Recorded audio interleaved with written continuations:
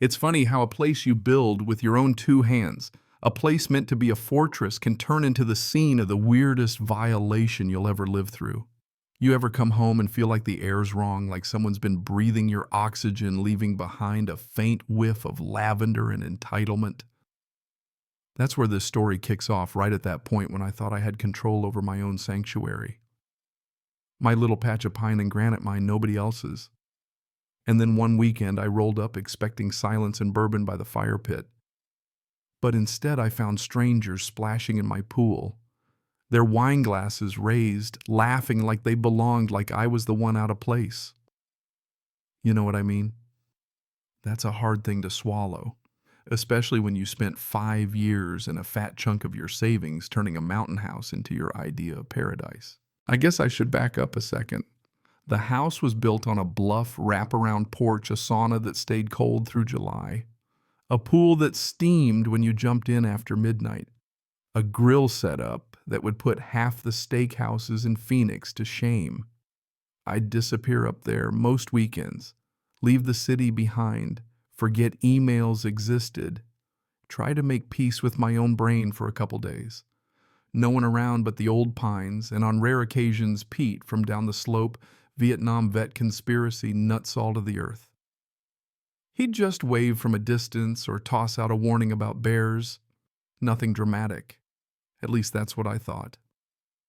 Then one Friday, Pete caught me lugging groceries inside and said, "Thought you were already up here this week. Lights were on Tuesday night." That stuck with me. I'm obsessive with routines, always shut down, always lock up. The idea of anyone else up here, it just didn't compute. The next morning, I found a mango IPA bottle in my trash, and I'd rather drink dishwater than that stuff. The couch blanket folded the wrong way. Damp towels in the guest bath. Little things. Things that add up until you realize you're not alone even when you're supposed to be. At first, I told myself I was just being paranoid. Maybe I brought that beer up myself.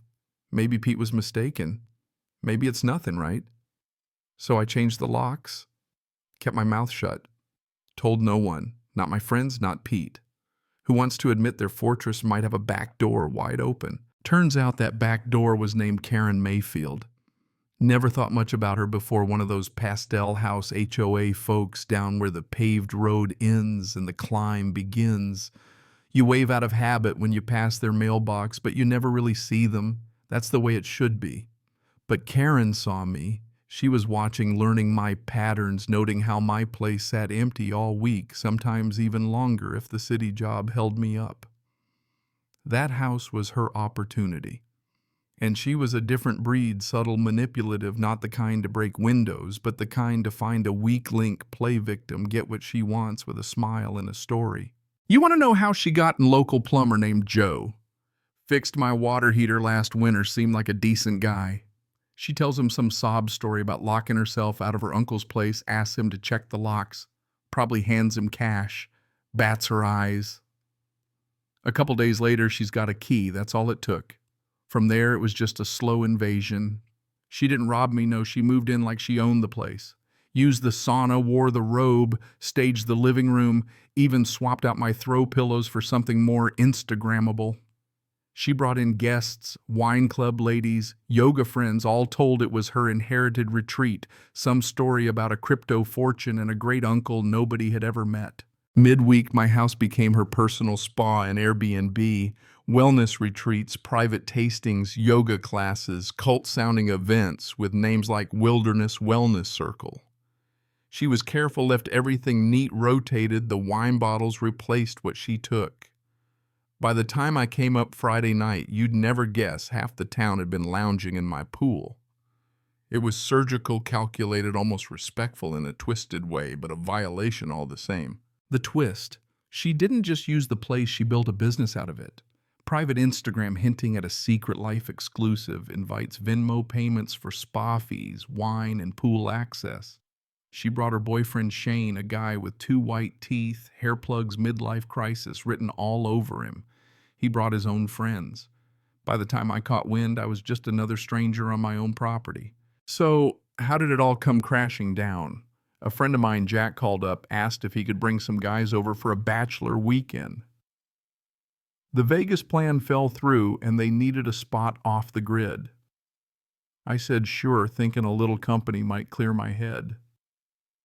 We drive up and I see 3 cars parked outside, one with vanity plates, another a black Tesla, the kind of lineup you only see when someone's throwing a party they don't want the neighbors to know about.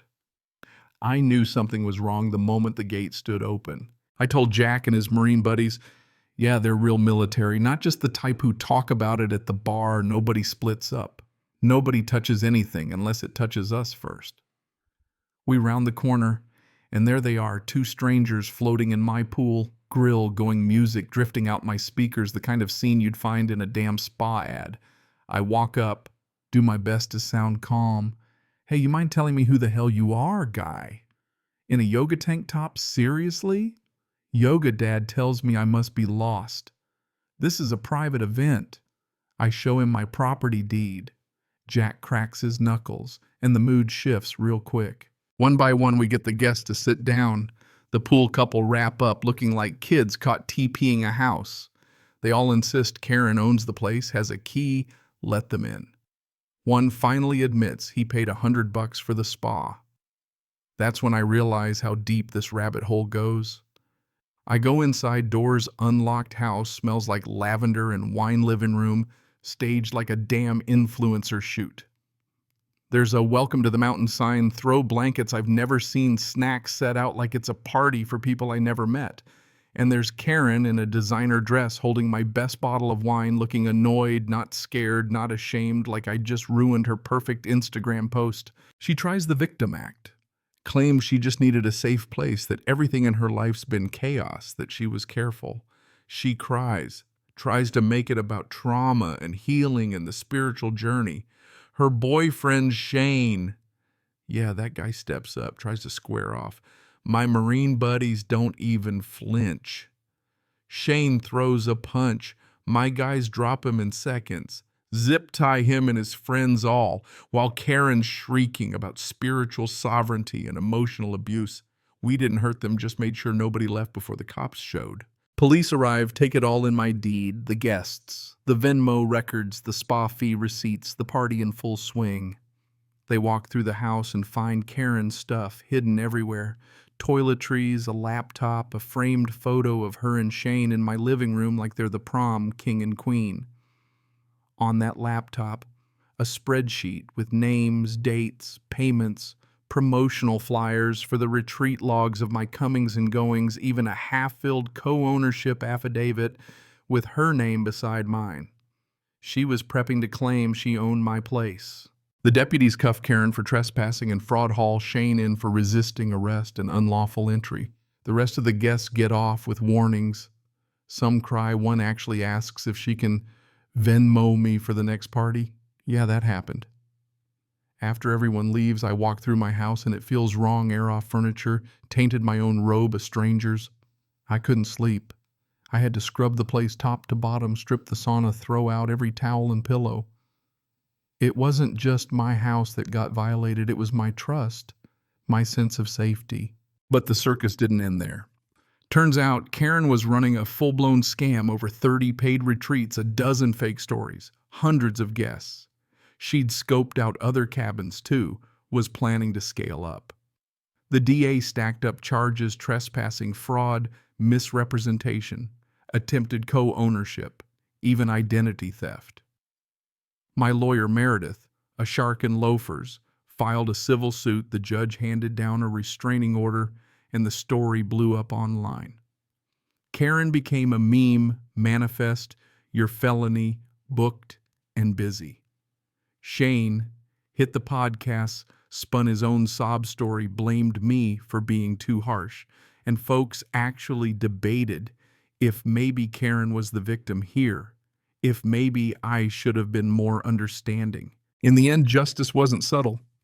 Karen got 14 years, Shane got 5, and the rest of the crowd disappeared back into their yoga studios and brunch spots, pretending they'd never heard of Ridge Light Sanctuary.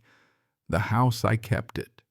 Restored every inch, replaced everything she touched, even framed one of her affirmation notebook pages as a warning. Now, when people pass me on the slope, they nod like I belong, like I'm not just a weekend tourist. There's a new sign at the gate: trespassers will celebrate their next party in federal prison. I don't care if it's overkill. Sometimes justice needs to be loud. And sometimes the only way to reclaim your life is to make sure the world knows whose name is on the deed. But hey, you tell me, was I too harsh? Was Karen just desperate, or did she cross a line you can't uncross?